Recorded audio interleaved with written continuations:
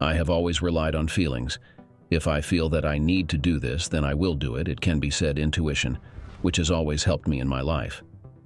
But how can you predict what a person might change for you in the future? This will remain an unsolved issue for me. It took me 9 years of marriage together to realize that the person I let into my life so closely would turn out to be a pathetic traitor. In a quiet corner of our favorite cafe, where the aroma of fresh coffee created a special atmosphere, I glanced at Lori and resolved to have the conversation that I had postponed for a whole year. You know, Lori, lately I've been thinking a lot about us, about our future. I began, trying to catch her gaze. Lori looked up at me, her eyes full of questions.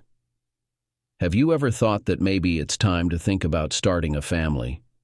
It's a big decision, of course. We both have careers, plans to travel.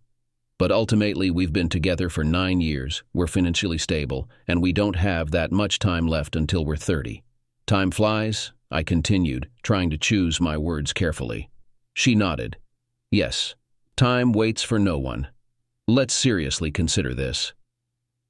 Our story began shortly after I graduated from college. Lori worked at the cafe on my way to work, and from the first glance, I was enchanted. But it took me months to find the courage to ask her out on a date. A year after we met, I proposed to her and we got married in Florida, surrounded by family and friends. Lori had always dreamed of opening her own cafe, and together we saved money for this dream, deciding to postpone the issue of children for better times. Over the course of 6 years, we managed to save enough to purchase and renovate an abandoned space. It took another 2 years for renovations and setup, but eventually we opened our cafe. Our cafe, In Your Plate, experienced a boom, and we had to expand the team to meet the growing interest of visitors. During this time, I was actively involved in the work there, while my wife, Lori, took on most of the management responsibilities. We always had a contingency plan in case things didn't go as planned. Lori usually stayed late at the cafe, taking care of cleaning and finances, and sometimes I helped her so that we could return home together.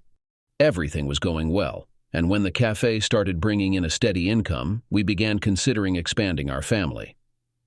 I broached the subject with Lori, but despite my efforts, I didn't see any initiative from her in that direction. I even underwent a medical examination to ensure my health, and everything was fine. Suggesting to Lori to visit a doctor, I was met with her refusal, which caused me concern.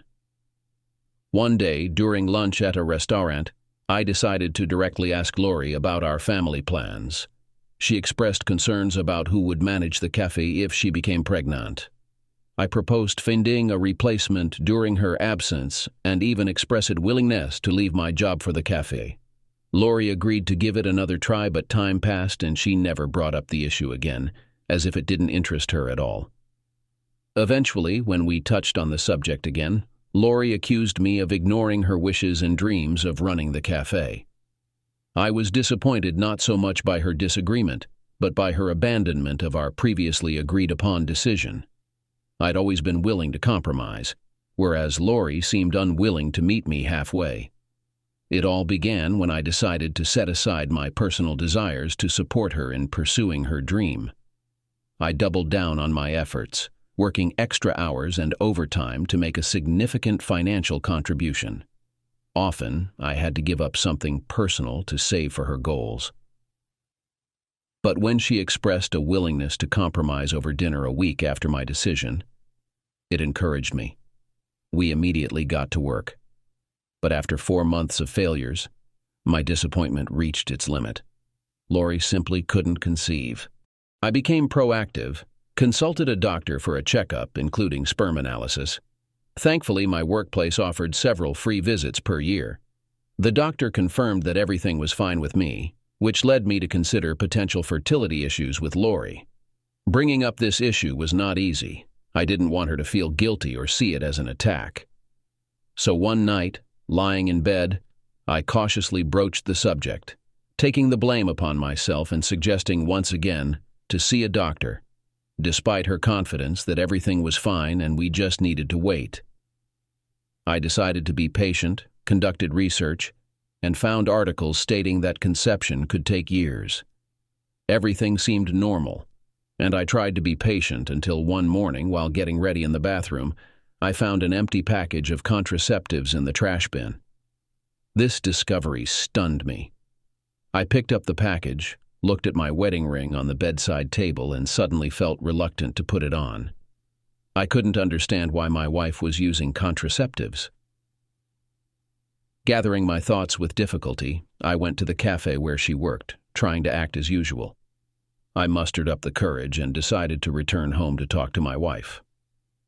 But after visiting home, where I found things moved around and realized that someone had been here, my concern only intensified because Lori wasn't home either, and it seemed like someone had been engaging in sexual activities here. Getting into the car, I finally allowed myself to cry for the first time in years, feeling the full weight of the situation. The day at work was awful, and I was filled with doubts about what to do next. One evening, sitting at the computer, I came across information about the contraceptive she was using. It turned out that this contraceptive was only available by prescription. Why do you need these pills if we both dream of having a child? Are you facing some health issues? I thought. Deciding not to delay, I resolved to go to her and discuss everything in person, choosing a cozy cafe for the meeting.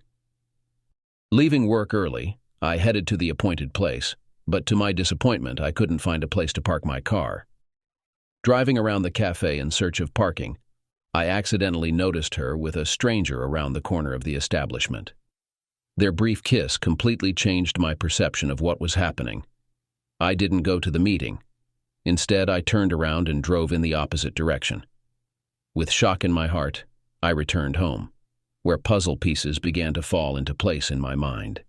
Everything fit together: the pills, the desire to avoid pregnancy from someone else. I needed time to calm down and think everything through. After much contemplation, I realized that avoiding direct confrontation would not be possible. But accusing without evidence was not in my principles. So, I found Raymond Maldonado, a former detective, who agreed to help me unravel the situation. "Are you sure you want to know the whole truth?" he asked. My determination was unwavering. I needed facts for my next steps. By evening, when I returned home, Lori asked why I missed our meeting. "Just not feeling well," I joked, trying to conceal my true feelings. Over the next few days, I kept my distance, spending more time at the office and avoiding unnecessary encounters.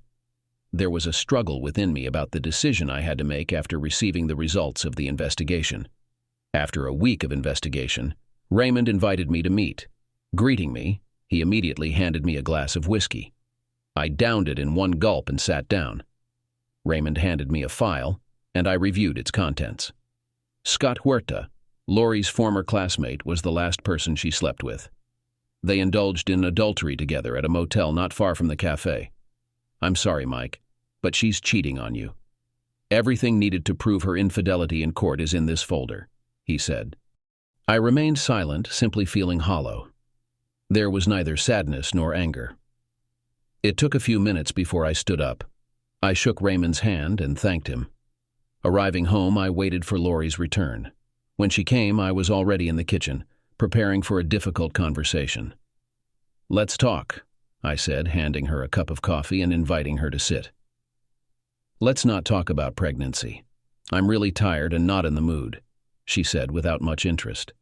She reluctantly sat down. "We will never talk about pregnancy. You've already given up on it. The doctor prescribed you a good pill," I said, taking an empty birth control card out of my bag and placing it on the table. I saw her surprise and awkwardness. "It was in the trash can in the bathroom, as no one else came to the house that belonged to you," I began. "I also found out that you had a doctor's appointment to avoid pregnancy." "Let me clarify for you. I was just worried about our future. I didn't want children. They would have gotten in our way," she said. "Stop lying to me," I shouted. She covered her mouth with her hand and gasped, starting to cry. "You're just angry because I don't want children with you. You're a terrible person," she sobbed. "I love you," I said, pulling out the photo of Lori naked with Scott in the motel. "Let me show you what a despicable person looks like." "You've been spying on me. You're trying to confuse me," she shouted. I hurled the coffee mug from the table, not at her, but next to her. It was enough to make her understand the gravity of the situation. I met her gaze and carefully took the coffee mug from her hands. "I won't let it happen again," I whispered to myself. She turned around, seeing the mug crashing into her photo on the wall, spilling its contents. "I'm sorry, It was accidental," she began, tears shimmering in her eyes. "It was a mistake. Scott, he's an old friend." "Old friend?" I exploded. "You think the guy who secretly met you for months is just an old friend?" Her confession about the clandestine meetings boiled my blood. I forcefully slammed my fist on the table, demanding composure from myself. It took me 5 minutes before I could regain control. "You can gather your things and leave. Don't come near me. We're getting divorced," I told her, feeling the rage boiling inside me. The next day I met with the lawyer, told him about my intentions. I didn't want to leave the house until the divorce was finalized. On Friday, I presented her with the documents. She took the papers in astonishment. "You thought I would tolerate your presence," she smirked, barely holding back tears. "We'll manage without you," I replied firmly. "It's clear now. We're selling the cafe and splitting the proceeds." "That's my deal." She resisted. "I don't want to sell it. It's mine." "You have to reimburse every penny I invested," I insisted. "Otherwise, we'll go to court." I left the house, determined not to remain passive. I needed witnesses, so I headed to the cafe to talk to the waiter, who surely knew about my wife's infidelity. But he chose not to disclose the information, though I was sure he knew and understood everything. The next week, Lori's lawyer proposed a deal. I could have everything else if she kept the cafe. But it wasn't just the cafe I wanted. I wanted to take everything from her, down to every last dollar, so she would be left with nothing and regret her actions for the rest of her life. I decided she didn't deserve me to agree to her terms. So I asked my lawyer to reject them. I was planning to meet her in court on my way home from the office. I was preparing for the upcoming legal battle. But the next day, my mom called and asked if I could stop by. She lived nearby, so it wouldn't be much of a detour. My mom has been living alone since I got married, as my father passed away from a heart attack while I was in college. She was on a pension and managing the house, but it wasn't enough to cover all her bills and groceries every month. I helped when I could. I knew my mom was making sacrifices to ensure I had everything I needed, especially during tough times after college when I was trying to find my footing on my own, so helping out my mom was a debt I owed. When I arrived at her house, she was already waiting on the porch. I sat down with her and asked what was wrong. "Are you filing for divorce?" she asked. "Yes, Lori and I are getting divorced," I replied coldly. "Lori called me and apologized. You need to forgive her and move on," my mom said. I looked at her. "My mother has traditional views on family relationships." She nodded, emphasizing that our family fights for marriage and doesn't give up in the face of obstacles, no matter what. I listened to my mom but didn't mention the affair because I thought it would deeply hurt her. I couldn't help but roll my eyes. I knew many family members on my mom's side stuck in unhappy marriages because of their staunch resistance to divorce. Regardless of how generous one partner's actions were towards the other, some endured constant abuse, infidelity, and even secret families. But they maintained the facade of impeccable Christians, which seemed odd to me. It was all fake, and I didn't want to continue living in the illusion of a happy marriage. My mom suggested seeking help, recommending therapy, or trying to work things out. She mentioned that Lori seemed to regret her actions and didn't want a divorce. Once again, I rolled my eyes, convinced that Lori's only concern was to placate my mother. "I'll think about it," I said, but deep down I had no intention of letting Lori off the hook. I had already made it clear to her that I would accept the judge's decision but wouldn't agree to her terms. As I had done many times before, I cared about myself and my well-being, so I wasn't going to make concessions to someone who betrayed me. A week later, on my day off, I was awakened by a call from my mom. "I'm having computer problems," she said. I already anticipated that it would be the usual. My mom, not very tech-savvy, getting tangled up in her online affairs. "Got it, I'll be there soon." I replied, knowing that another visit to her house awaited me to help with files and photos. Once I freed up some space on her hard drive, I quickly checked the computer's performance. Opening the browser, I saw emails from both my mom and Lori. "Mom, why do you have so many emails from Lori?" I asked, noticing the recent messages. My mom's response shocked me. It turns out, Lori confessed her infidelity to her. I couldn't believe my eyes as I read about it in the emails. What infuriated me even more was my mom's certainty that I wouldn't leave Lori because of this. As I continued reading, I came across a letter where Lori sought advice from my mom regarding our divorce. My mom, confident that I would never leave, advised her to keep her affairs hidden and not bring other men into our home. It was too much. I felt my blood boiling in my veins. How could my own mother do this? Scrolling further, I found a letter where Lori asked my mom for help. My mom made her first mistake, assuming I would never divorce. She didn't even know that my father, who seemed so faithful, had actually left because of her foolish actions. I realized that my mother had cheated on my father, and he knew about it and wanted to divorce her. I realized he would have gone for a one-sided divorce if he had known about her infidelity. Though family meant a lot to him, he wouldn't let a bad marriage hold him back, and I didn't want that either. Analyzing additional documents, I discovered that my father had filed for divorce but died of a heart attack before the court hearing. My mother was to blame for his death, as she received money from Lori every month. This explained my mother's motives. In her emails, she loved money more than her own son. I downloaded the chain of emails and sent it to my lawyer, asking if we could use it. He mentioned it was last minute but would see what could be done. It was Lori's admission of her affair. There were only 2 weeks left until the divorce process, and I wanted to rid myself of the nightmare. As for Lori, I don't know what became of her. The judge ordered to close her shop so I could put it up for sale. Driving by last week, I noticed the darkened windows, indicating she had at least complied with the judge's order. But I couldn't pity her, not even on a human level. My family on my father's side helped me tremendously, even offering a room in their home until I sorted things out. But now I prefer to be alone. I asked them to help me find a house that wouldn't cost me too much if they were willing to help. The drama surrounding my divorce is over, but I still need to sort out 2 chapters. First, I sued Scott for alienation of affection. I shared details of his affair with his office, though I didn't expect anything from it. Lori wasn't a coworker. Secondly, to my surprise, I sent the alimony to his wife, who was already planning to divorce him but now will file on grounds of infidelity. And most importantly, I stopped sending money to my mother, which I usually do every month. When she noticed the lack of funds, she asked me about them. I explained that since Lori was paying her, I didn't need to. To her objections, I told her she sided with Lori, not her own son, and that I was done with her. I suggested she ask Lori for financial help. After all, they're old friends, aren't they?